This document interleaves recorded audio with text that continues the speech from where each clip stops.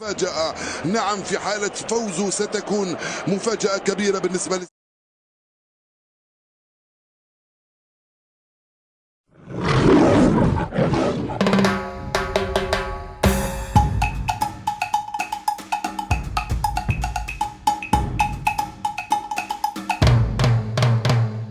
السلام عليكم، أسعد الله أوقاتكم. مرحبا بكم في فيديو جديد. لا تنسوا الصلاة على حبيبنا محمد صلى الله عليه وسلم.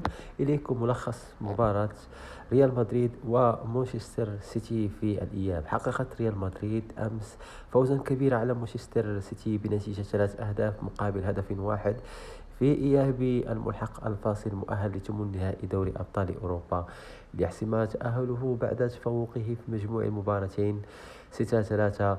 أقيم اللقاء على ملعب سانتياغو برنابيو وسط أجواء حماسية، حيث دخل الفريق الملكي المباراة بثقة مستفيدة من انتصاره في الذهاب بنتيجة 3-2.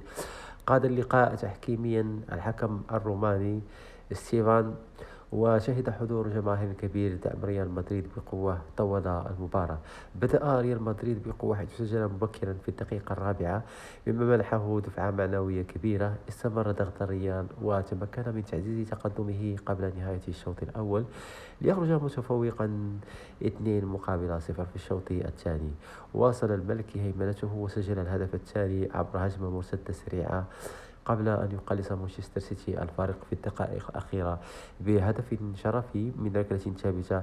تألق كيليان مبابي بشكل لافت حيث سجل ثلاثية قادت ريال مدريد لتحقيق الانتصار. إخواني، وصلنا إلى نهاية الفيديو. لا تنسوا الاشتراك في القناة ليصلكم كل جديد.